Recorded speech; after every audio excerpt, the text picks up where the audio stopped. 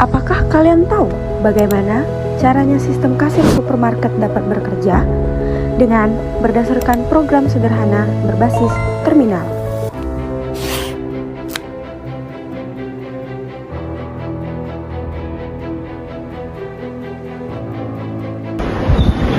Hai guys, kami dari kelompok 3 ingin menjelaskan program kasir toko bangunan dengan berbasis terminal.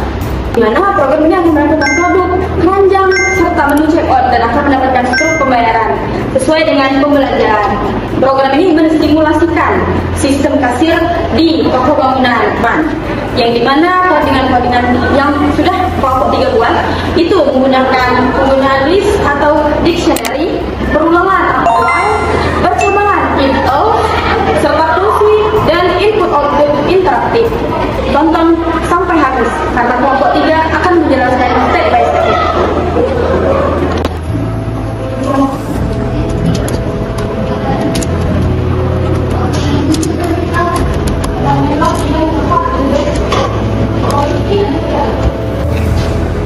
Oke, kita lanjut ke koordinat yang baris produk. Produk adalah list yang diinput, yaitu produk yang kita masukkan. Jika kita ingin membuat 5 produk atau 6 produk atau lebih bahkan, maka kode yang akan kita masukkan ke dalam kode codingan ini akan 6 juga biar terbaca oleh Python.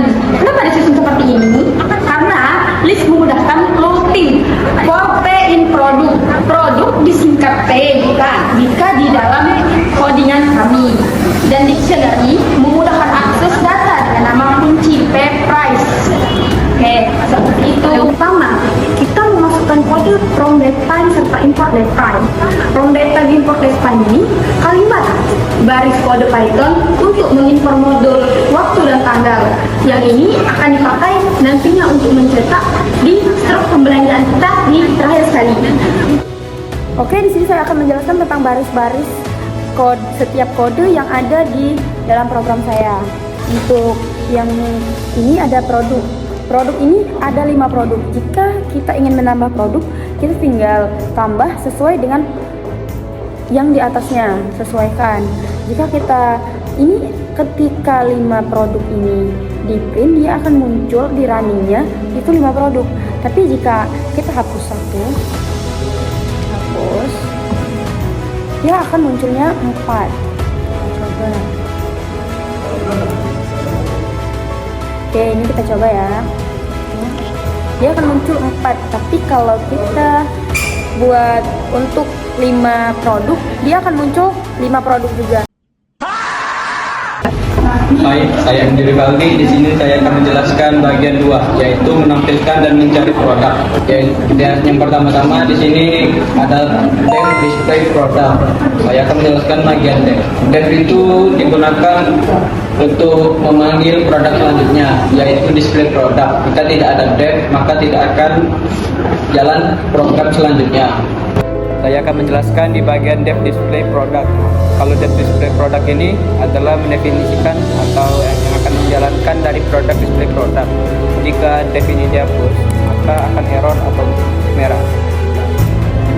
Selanjutnya saya akan menjelaskan bagian for in range. For ini itu pengulangan dari seluruh produk ini. Nah, kalau ini kayak simbol yang mewakili dari produk di atas. Kalau ini nih sebagai penghubung dari if ke range. Jika ini dihapus, maka program akan error. Di sini ada print buka kurung /n daftar produk, tutup kurung, itu ini judul produk. Dan penggunaan dari /n ini supaya per produk itu kayak ada baris. Jadi /n ini untuk memberikan satu baris dari setiap produk. Singkatnya, for ini digunakan untuk perulangan jika pengguna menginput yang tidak sesuai dengan pilihan yang tersedia. Contohnya jika pengguna menginput sesuatu yang bukan dari pilihan yang tersedia, maka akan kembali lagi ke awal. Oke, codingan ini akan dijelaskan oleh saya, Alfensa Ziniko Putra. Penjelasan mencari produk berdasarkan kode. Pada bagian ini, program dibuat untuk mencari produk menggunakan kode yang dimasukkan oleh pengguna. Misalnya, A01. Fungsi bekerja dengan melakukan pengecekan satu persatu terhadap daftar produk yang sudah tersedia. 1. Cara kerja fungsi. Fungsi ini akan menerima input berupa kode. Setelah itu, fungsi mulai mengecek setiap produk yang ada di dalam list produk. 2. Peran perulangan for. Disinilah keyword for bekerja. For P in product berarti program melakukan proses perulangan pada setiap item dalam daftar produk. Singkatnya, for digunakan ketika ingin menjalankan perintah yang sama secara berulang untuk setiap elemen dalam sebuah kumpulan data. Jadi, program akan mengecek produk satu persatu tanpa ada yang terlewat. 3. Pengecekan kode produk. Di dalam perulangan ada tahap pembandingan. Ini berarti program yang membandingkan kode produk tanpa mempermasalahkan produk besar atau kecil. Oke, di sini saya akan menjelaskan codingan selanjutnya. Define product by code, artinya kita akan membeli atau mencari produk berdasarkan kode. Coba kita run. Ini kita akan memilih menu nomor 1, terus 2, terus A01. Masukkan jumlah. Sini kita akan memilih menu 4. Contoh, A kecil 01 dianggap sama dengan A besar 01. Jika cocok, fungsi langsung mengembalikan hasilnya menggunakan return. Return P artinya fungsi selesai bekerja dan memberikan produk yang cocok kepada program utama. Halo, aku Aji Putnela. Aku akan menjelaskan input data valid codingan seperti ini. Fungsinya, program akan meminta user untuk menginput data yang bertujuan untuk memastikan user menginput data yang benar, yaitu integer atau bilangan bulat. Cara kerjanya, pertama, while. While akan melakukan pengulangan sampai input angka valid. Terus yang kedua, val. Val akan mengambil input dari pengguna. Jika pengguna memasukkan angka 10, maka hasilnya juga akan keluar angka 10. Yang ketiga, if not allow zero, val. Kalau ini, jika pengguna memasukkan angka di bawah 0, maka programnya akan menolak dan masuk ke expect. Keempat, continue. Jika angka yang dimasukkan oleh pengguna salah, maka program akan mengulangi input lagi. Kelima, return val. Kalau valid, program akan sukses dan berfungsi. Dan yang keenam, expect value error. Kalau input bukan angka, program akan menampilkan tampilan error. Jadi pada bagian ini, program akan menginput jumlah produk yang akan kita beli. Contohnya, kalau kita input 10, maka program akan terus berlanjut. Dan jika kita menginput angka yang di bawah 0, maka akan muncul masukan angka positif. Dan selanjutnya, jika kita memasukkan angka simbol atau huruf, maka akan muncul input tidak valid dan masukkan angka bulat. Thank you. Halo, saya Muhammad Elwes. Di sini saya akan menampilkan bagian dari 5, yaitu keranjang belanja. Di sini saya menampilkan fungsi dari menu show cart. Show cart ini fungsinya menampilkan isi keranjang, hitung subtotal tiap barang seperti price kalinya kan. Berikutnya hitung total semua barang dan juga format tampilan seperti nama barang, jumlah subtotal dan juga total dari yang diminta oleh klien untuk setiap barang kita perlukan yang kita punya. Juga di sini Menu yang paling utamanya itu pertama dev show card. Itu adalah dev show card ini fungsinya untuk menampilkan semua fungsi dan juga menu yang ada pada program kami ini. Dan juga if not card, artinya jika keranjang kosong itu dia meminta untuk mengisi terlebih dahulu dari produk tersebut untuk diisi ke keranjang kalau misalnya pesanan itu sudah ada gitu. Dan berikutnya indeks, itu posisi atau urutan suatu elemen di dalam list atau struktur data. Misalnya di situ kita ketik supaya bisa mencetak nomor urut item berikut yang terstruktur gitu. Dan juga subtotal sama dengan price dikali QTY, itu fungsinya untuk total harga item itu. Dan juga setelah kita mengetik berbagai prompt itu, perintah itu, kita juga masih memerlukan satu lagi perintah, yaitu print buka kurung F isi. Di situ isinya daftar barang yang akan kita masukkan, yaitu fungsinya untuk menampilkan tampilan dari isinya cetak daftar isi keranjang dengan format yang rapi, jadi susunannya tuh tidak berantakan atau kacau. Baiklah, setelah dari penjelasan di video sebelumnya, di sini saya akan masuk ke perintah pengetikan coding. Di sini kita menggunakan fungsi def. Def di sini untuk berperan penting untuk mengisi keranjang yang akan dibeli. Contohnya misalnya kita memasukkan 10 produk yang akan ditampilkan di perintah itu 10. Jadi def show card menampilkan barang-barangnya. Itulah fungsi defnya, dan di sini disupport oleh fungsi for. For di sini untuk menampilkan item yang tertera. Contohnya misalnya di sini item in cart, dari nanti yang akan ditampilkan itu mulai dari namanya, harga, deskripsi barang, dan juga bisa kodenya. Nah, ditampilkan semua jadi satu. Coba kita hapus fungsi def ini. Kita runningkan. Dia mungkin tetap jalan, tapi lihatlah masih ada errornya. Sangat berpengaruh. Kita jalankan lagi, baru produknya tertampil kembali. Itulah fungsinya. Terima kasih. Selamat datang di bagian ke-6 yang akan dijelaskan oleh saya, Ilham Putra Bersuara, mengenai struk dan checkout. Fungsi dari checkout atau struk ini adalah untuk menghitung total belanja.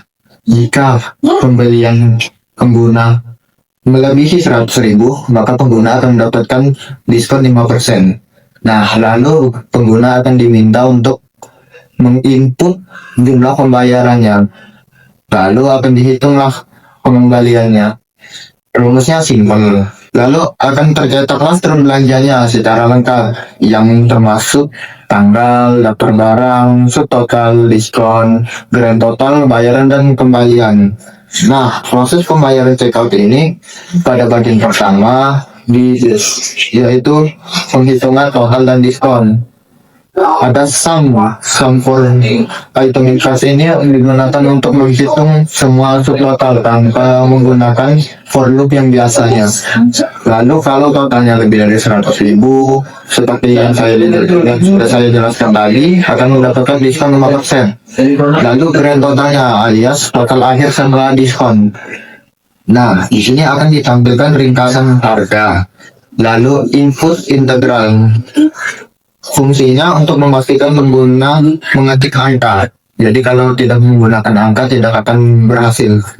Nah, misalnya juga kalau uangnya kurang, maka program akan meminta pengguna untuk menginput ulang jumlah yang cukup atau melebihi.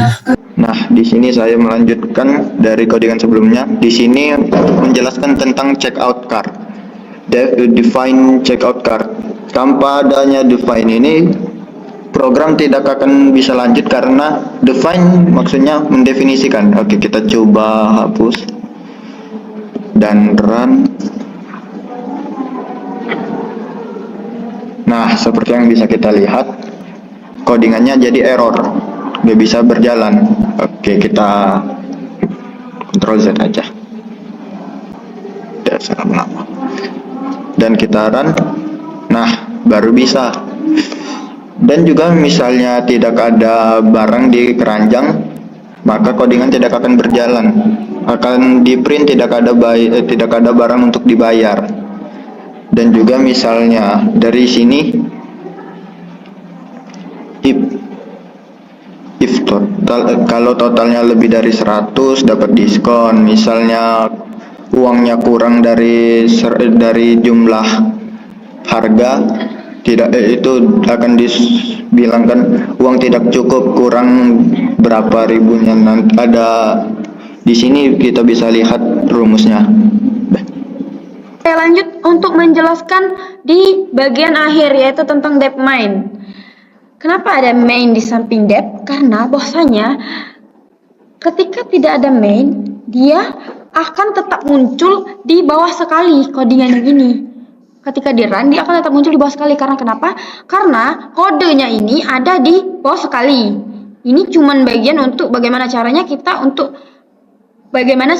mengisi dan apa yang harus diisi ketika yang lain sudah di run. Ini perintahnya, apa yang harus kita ketik. Nah, ini merupakan perintah atau kode yang dimana untuk menunjukkan perintah apa yang harus kita pilih pertama kali.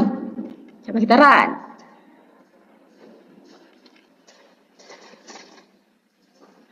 Ini dia tulisannya di bawah, tetapi ketika kita run, dia akan muncul di atas sekali.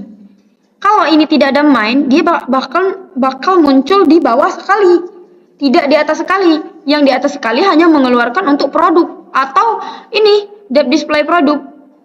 Yang kita mencari produk berdasarkan kode tadi. Ini. Tapi kalau kita mengisinya pakai main, dia akan muncul di pertama kali. Jadi kita bisa tahu atau memulai program dari awal dan lebih rapi dan terstruktur. Oke, seperti itu. Oke, ini kita lanjut lagi yang di bawahnya. Ini if choice 1. Jika kita pilih 1, dia akan muncul produk yang sudah kita pilih tadi. Coba kita running. Oke. Salah. 1, enter. Dia akan muncul produk yang kita beli. Oke. Kalau kita pencet 2, dia akan muncul masukkan produk berdasarkan kode. Oke. Yang ketiga itu kita pencet ini jumlah produk.